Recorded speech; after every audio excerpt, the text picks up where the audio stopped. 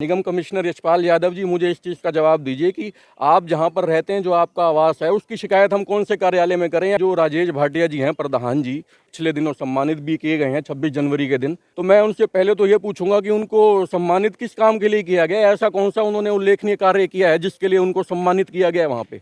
आप देखिए, अगर आप इस पूरे अतिक्रमण की जो ड्राइव चलाई गई, उसमें अगर आप उसका निचोड़ निकालेंगे तो नुकसान किसका हुआ? जो गरीब रेहड़ी पटरी वाले जो उजड़ गए, उनका नुकसान हुआ। लेकिन मैं पूछना चाहता हूं, आप औचक निरीक्षण यदि करते हैं तो उस गरीब रेहड़ी पटरी वाले के घर में भी जाकर कीजिए ना। उसके बच्चों ने रात को पेट भर के खाना खाया या नहीं खाया? नमस्कार फरीदाबाद, एक बार फिर आपके बीच पहुंचे हैं एक नई सीरीज लेकर। क्यों फेल हो गई खट्टर की खिड़की। माननीय मुख्यमंत्री मनोहर लाल जी ने बड़े ज़ोर शोर से, बड़े उत्साह से एक कॉन्सेप्ट शुरू किया था कि अगर आपको किसी विभाग के साथ कोई समस्या है, आपकी कोई शिकायत है, तो उस शिकायत को आप सीएम विंडो पर लगाएं और उसके बाद अधिकारी उस पर कार्यवाही करेंगे। लेकिन आम तौर पर देखने में यह आता है कि सीएम विंडो पर लगाई गई जो शिकायतें हैं, वो शिकायतें लगातार ऐसे ही कूड़े की टोकरी में, डस्टबिन में डाल दी जाती हैं और उन पर कोई कार्यवाही नहीं होती। हमारे साथ हैं नरेंद्र सिंह जी, लगातार सक्रिय रहते हैं इस पूरे इलाके में। उनके साथ बातचीत करेंगे और जानने की कोशिश करेंगे। जी नरेंद्र जी। नमस्कार सौरभ जी, पहले तो मैं आपका अभिनंदन करना चाहूँगा कि आपने अपने बिजी शेड्यूल में से आज हमारे लिए कुछ वक्त निकाला। तो जैसा कि आप सबको पता ही होगा कि नगर निगम पिछले कई दिनों से जो है अतिक्रमण, इंक्रोचमेंट की कार्रवाई चल रही है। लेकिन अभी तक आपने जो भी देखा होगा, जो सारी पिक्चर दिखाई गई, जैसे किसी फिल्म का निर्माण होता है कि सब कुछ अच्छा ही अच्छा दिखाया गया, उसके पर्दे के पीछे की कहानी जो है, असल लोगों का जो दुख है, जो दर्द है, वो आज तक किसी ने बयान नहीं किया। आप देखिए, अगर आप इस पूरे अतिक्रमण की जो ड्राइव चलाई गई, उसमें अगर आप उसका निचोड़ निकालेंगे तो नुकसान किसका हुआ? जो गरीब रेहड़ी पटरी वाले जो उजड़ गए, उनका नुकसान हुआ। दुकान वालों के पास अपनी दुकान है, वो उनका व्यापार कुछ हद तक कम हो गया, लेकिन उनका व्यापार अभी स्थिर है। वो आज नहीं तो फिर खड़े हो जाएंगे। लेकिन रेहड़ी पटरी वालों को निगम कमिश्नर यशपाल यादव जी ने, आज तक उनकी मीटिंगें चल रही हैं, कोई भी जोन डिसाइड नहीं किया गया। जिन लोगों ने अपना सर्दियों का या किसी भी तरह का सामान स्टॉक किया था, अब आप देख रहे हैं आज किस प्रकार से मौसम चेंज हो रहा है धीरे धीरे, उन लोगों का कितना नुकसान हुआ। जिन्होंने लोगों से पैसे ब्याज पर ले रखे हैं अपने व्यापार के लिए, आप देखिए कि वो लोग कहाँ जाएंगे। पिछले दिनों वो लोग, निगम कमिश्नर जो है, सेक्टर 15 की मार्केट में गए थे। वहाँ पे उनके जो RWA के प्रधान थे, उनके साथ उन्होंने ये वक्तव्य दिया कि मैं आज यहाँ पर एक आम आदमी के तौर पर आया हूँ और मैं निगम कमिश्नर जी से ये पूछना चाहता हूँ कि सेक्टर 15 की जो मार्केट है, उसमें जो बेसमेंट में दुकानें बनाई गई हैं, हुडा के ऐसे कौन से बाईलॉज हैं जिसमें ये लिखा हुआ है कि वो बेसमेंट की दुकानें वैध हैं? आप मुझे बता दीजिए, उस चीज़ का स्पष्टीकरण दे दीजिए। जहाँ जा कर के है जो आपने मीटिंग करी, वहाँ पर आपने सब कुछ अच्छा अच्छा दिखाया कि मार्केट बहुत अच्छी लग रही है। उस मार्केट में जो बेसमेंट में दुकानें बनी हुई हैं, आप बताइए हुडा के ऐसे कौन से बाईलॉज हैं जिसके तहत वो दुकानें बेसमेंट में लीगल कर दी गई वो, और जो रेहड़ी पटरी वाले थे उनको आपने उजाड़ दिया।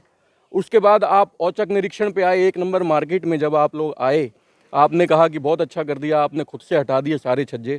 उस टाइम आप भी वहाँ पर मौजूद थे, रात के समय जो है। लेकिन मैं पूछना चाहता हूँ, आप औचक निरीक्षण यदि करते हैं तो उस गरीब रेहड़ी पटरी वाले के घर में भी जाकर कीजिए ना। उसके बच्चों ने रात को पेट भर के खाना खाया या नहीं खाया? आप वहाँ भी जाइए एक बार। तो अभी जो ड्राइव चली है, तोड़फोड़ की, शहर में सफाई व्यवस्था के लिए जो अतिक्रमण हुए हैं शहर में, उनको हटाने के लिए जो ड्राइव चलाई गई है, आप संतुष्ट नहीं है उससे? जी सर, उन्होंने पहले बड़ा उस चीज़ का जो है, उस चीज़ को कहते हैं हाईलाइट किया, मीडिया के माध्यम से, न्यूज़पेपर के माध्यम से। एक नारा भी बुलंद किया गया, 31 दिसंबर याद है ना? आज भी हम लोग कहीं जाते हैं तो वो बैनर लगे हुए नज़र आ जाते हैं कि 31 दिसंबर याद है ना? तो आप मेरे साथ चलिए, जितने भी शहर के प्रमुख चौराहे हैं, जो मेन पॉइंट हैं, जितने भी शहर के, आप वहाँ देखिए, वैसे ही कूड़े के ढेर लगे हुए हैं आज भी। आप अतिक्रमण की बात करते हैं तो मैं आपको एक ताज़ा उदाहरण देता हूं। अभी हम जहां खड़े हैं उसके 1 किलोमीटर के दायरे के अंदर ही, यहां डबुआ से थोड़ा सा आप आगे चलेंगे तो वहां पर जाट संस्था करके एक जो है जगह है, उसके साथ में एक और मंदिर भी बना हुआ है। वो तिकोना ऐसे करके बना हुआ है, जो कि पार्क की लैंड है। नगर निगम के नक्शे के अंदर, रिकॉर्ड के अंदर वो पार्क की लैंड है, जो कि ऑक्यूपाइड की गई है। वो क्लियर कब्जा है। इंक्रोचमेंट तो आप छोड़ दीजिए, कितने सालों से वो कब्जा है। उसके ऊपर जो है वो बुकिंग के पैसे खा रहे हैं, 51,000 रुपये एक शादी के वो बुकिंग के लेते हैं।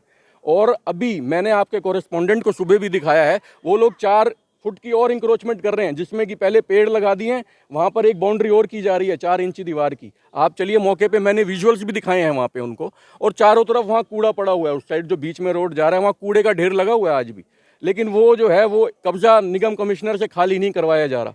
सिर्फ उनको 5 या 6 फुट का छज्जा नजर आता है जो दुकान के आगे किसी ने पानी से बचने के लिए या गर्मी में धूप से बचने के लिए लगा रखा है। जो अपनी लैंड है वो आप खाली करवाएं और एक मिसाल पेश करें।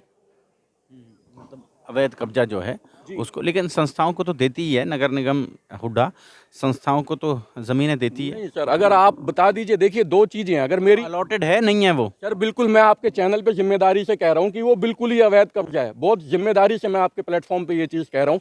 अगर मैं ये कह रहा हूँ हमारे पास प्रॉपर्टी होता है, उसका रिकॉर्ड नगर निगम के पास भी और हमारे पास भी है। वो लोग कहते हैं कि हम दिखा देंगे, तो नगर निगम कमिश्नर साहब उसको पब्लिक डोमेन में ले आए। अगर उनके पास कोई डॉक्यूमेंट है तो उस चीज़ के पब्लिक डोमेन में ले आए। किस चीज़ का डर है उनको? अगर उनकी जगह वैलिड है तो उनके पेपर दिखा दें, अगर नहीं है तो उस कब्जे को खाली करा दें। मैं तो ये कहूँगा कि वहाँ पे वेंडिंग जोन बना दिया जाए।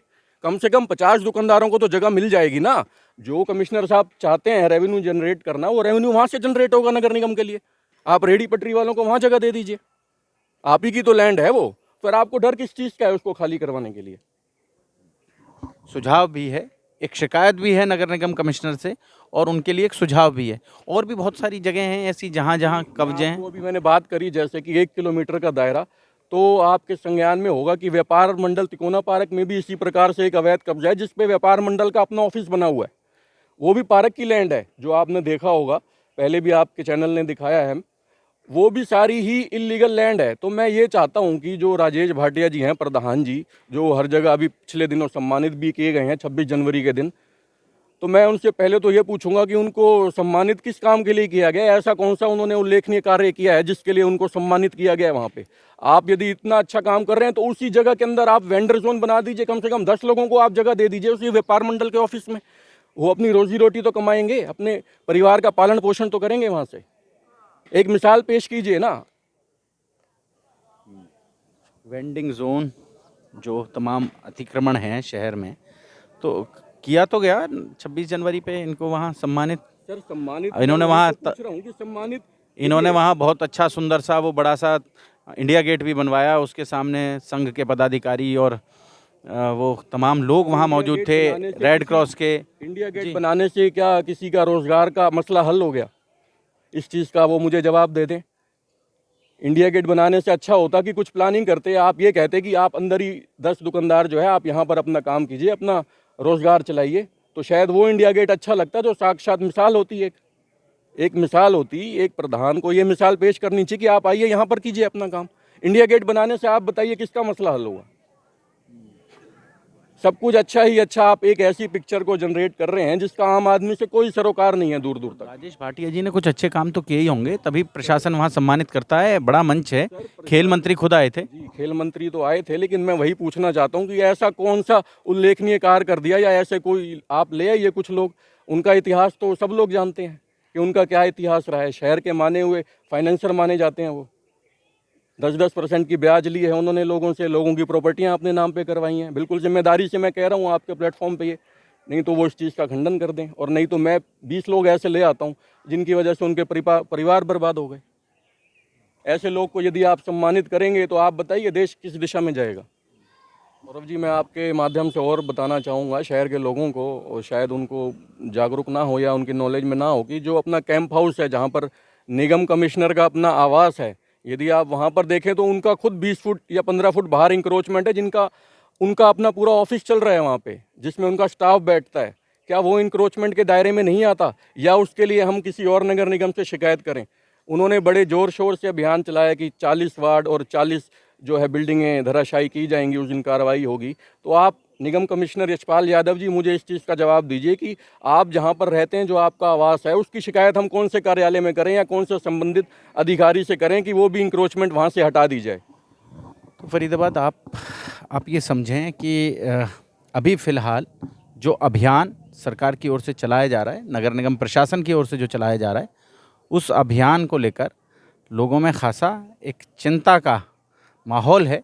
उन्हें लग रहा है कि ये जो अभियान है ये उस तरह से नहीं चलाया जा रहा जिस तरह से इसे चलाया जाना चाहिए था। जो सशक्त लोग हैं, ताकतवर लोग हैं, उनके प्रभावशाली लोग हैं, बिल्कुल ठीक, उनके उनके जो अवैध निर्माण हैं उन पर किसी तरह का कोई पंजा नहीं चलता है, कोई खरोंच नहीं आती है। और जो गरीब लोग हैं, जो लोग अपना दिहाड़ी मजदूरी करते हैं, जो लोग बहुत, आप समझें, उनका अवैध निर्माण छोड़ा नहीं जाता है। जोड़ेंगे फरीदाबाद आपको शहर की ऐसी ही और महत्वपूर्ण खबरों के साथ। बहुत बहुत धन्यवाद।